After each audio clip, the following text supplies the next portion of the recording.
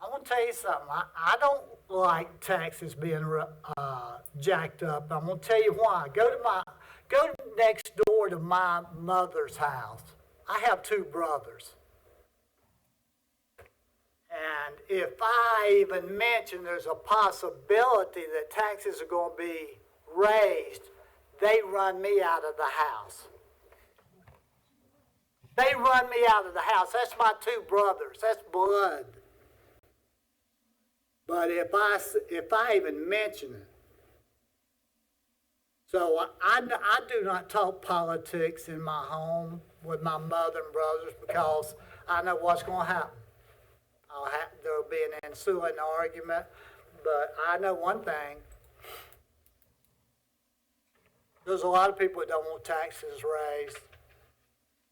I can tell you that. And anybody that says everybody in Stokes County or a majority of Stokes County wants taxes raised, they better get out and they better ask, because they don't. Now, if they think it can be justified and it's really something that they are behind, but most people want, do you know many people that wants their property taxes increased?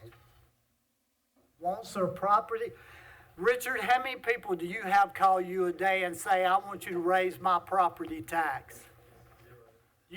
You have anybody? I didn't think you did. So I think we got to be real careful with this sales referendum. Now, if it can help Stokes County's citizens, I'm all for it. I'm for it. If it can help Stokes County's citizens, and that includes the schools, but I don't think we have to sit and say every penny has to go to the schools when we're already giving them $1.7 million a year for capital, which takes care of buildings, construction, etc. And if you don't believe anything I've just told you, read the minutes tomorrow. Read the minutes from Shannon when she posts them. And then you go back and you look at every fiscal budget year in the last 10 years, and you'll see exactly what I'm saying is true. And some people may not like it, but that's the way it is. And I'm laying it out there for the citizens, because you know who's going to vote. If we pass this to go on the ballot, you know who's going to make the decision. It's not going to be us 5 people. We're only 5 votes. It's up to you at that point if it's on the ballot. It's up to the citizens. And if you want that sales tax, which will help in different ways, whether it's the schools or property tax, or etc., that's y'all's choice. That's what makes democracy so great, is you get to vote. Some of the things I see going on in Washington, D.C. right now makes me sick to my stomach. It's ridiculous. But I don't want Stokes County to become that. I'm going to tell you what. I'm sorry. I've said enough. That's it. I got more comments. Mr. Morris.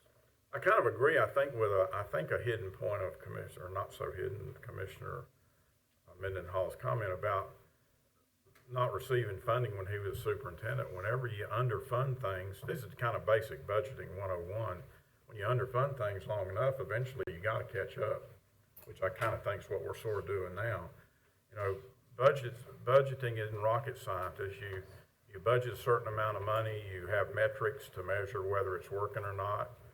When you have vehicles with the wheels falling off of them, when you have 16% county personnel turnover rate, when you have all those kind of metrics that show you that you're not operating efficiently, then there's probably something wrong with what your tax and revenue stream is doing. And you know, I think we're just basically trying to catch up on stuff. You know, we got a architect out looking at all the buildings in the county, school buildings and county buildings, and surprise, surprise, guess what that's going to find? whenever they go out and look at what's been done with these past 10 or 15 years of budgets to take care of those facilities. So that's why I'm not making any guarantees about what I'm going to do. I don't have a crystal ball, but I have a pretty good idea what could be the result of that little inspection, along with other things similar to it. So anyway, we can keep hashing this out all night, but I'll stop till we get ready to vote on it. We had it, we're going to vote on.